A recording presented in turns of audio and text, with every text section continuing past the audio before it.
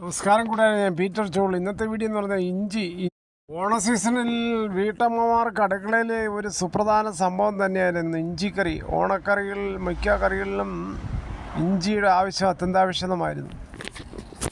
ഇപ്പോൾ വിപണിയിൽ നല്ല ഇഞ്ചിക്ക് നല്ല വിലയുണ്ട്. മിക്ക വിപണിയിലും ഇഞ്ചി കൃഷി ധാരാളം വന്നു, നല്ല വിലയും കിട്ടി. നെടുമ്പായകുളം കാർഷിക വിപണിയിൽ ഈയിടെയായിട്ട് നടന്ന വിലയിൽ ഏകദേശം 170 മുതലാണ് ഇഞ്ചി വിപണനം നടന്നത്. ഓണം സീസൺ ആകുമ്പോൾ ഇഞ്ചിക്ക് വലിയ പ്രിയം തന്നെയാണ്, പ്രത്യേകിച്ച് നാടൻ ഇഞ്ചിക്ക്. ഇതിൽ ചില കർഷകർക്ക് വളരെ നിരാശയും തന്നെയാണ്. കനത്ത മഴയിൽ ഇഞ്ചി പാടങ്ങളൊക്കെ വെള്ളം കയറി ഒരുപാട് ഇഞ്ചികൾ ഉണങ്ങിപ്പോയത് കാരണം ഇങ്ങനെ വില കൂടാനും കാര്യമായി.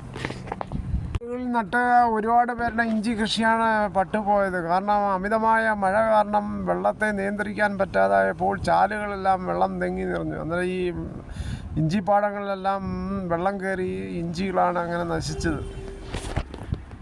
എല്ലാ വർഷവും വിപണിയിൽ മികച്ച കർഷകന് അവാർഡ് കൊടുക്കാറുണ്ട്. അതായത് ഒന്നാണ് കുണ്ട്ര നെടുമ്പായകുളം കാർഷിക വിപണി. അവിടെ കുഞ്ഞുമോൻ പാറക്കടവിനാണ് ഏറ്റവും നല്ല മികച്ച കർഷകന് അവാർഡ് ധനകാര്യ മന്ത്രിയും കൊട്ടാരക്കര MLA യുമായ KN ബാലഗോപാലിൻ്റെ കയ്യിൽ നിന്ന് ഏറ്റുവാങ്ങിയത്.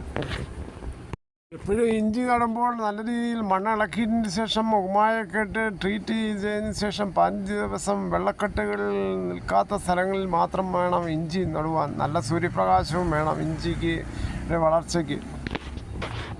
ഇപ്പോൾ വിപണികളിൽ ഇഞ്ചി ഏറ്റവും റെക്കോർഡ് വിലയിൽ 400 വരെ പോയിരുന്നു. 400 സമയത്താണ് മിക്ക കർഷകരും ഇഞ്ചി കൃഷിയിലോട്ട് തിരിഞ്ഞത്. അപ്പോഴാണ് ഈ മഴ വന്ന് മിക്ക കൃഷിക്കാരുടെയും ഇഞ്ചി കൃഷി നഷ്ടമായത്.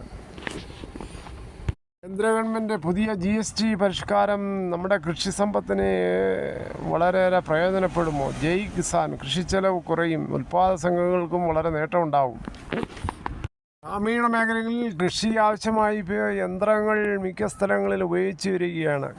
കൃഷി അനുബന്ധ മേഖലയുമായി ബന്ധപ്പെട്ട ദൈനംദിന ഉപയോഗത്തിലുള്ള ഒട്ടുമിക്ക ഉപകരണങ്ങളുടെയും നിരക്ക് 5% കുറച്ചിരിക്കുകയാണ് പുതിയ GSTയുടെ പ്രഖ്യാപനത്തോടു കൂടി. ഇതിൽ ട്രാക്ടറുകളുടെയും കൊയ്ത്ത് മെഷീനുകളുടെയും മെതി യന്ത്രങ്ങളുടെയും വിലയും കുറയും 5% വരെ. അതേസമയം രാസവളങ്ങളുടെ വില കുറയത്തിൽ കർഷകർക്ക് വളരെ നിരാശയും 18% തന്നെ തുടരുകയും ചെയ്യും. ജൈവ കീടനാശിനികളും സൂക്ഷ്മ പോഷകങ്ങളുടെയും നിരക്ക് 12% 5% കുറച്ചിരിക്കുകയാണ്. ട്രാക്ടറിൻ്റെ പാർട്സുകളും ഇനി 18% 5% കുറയും. ഡെലിവറി വാൻ ഉൾപ്പെടെയുള്ള ചരക്ക് നീക്കത്തിൻ്റെ ചെലവും കുറയും. ഇനി 28% 18% ആക്കിയിരിക്കുന്നത്.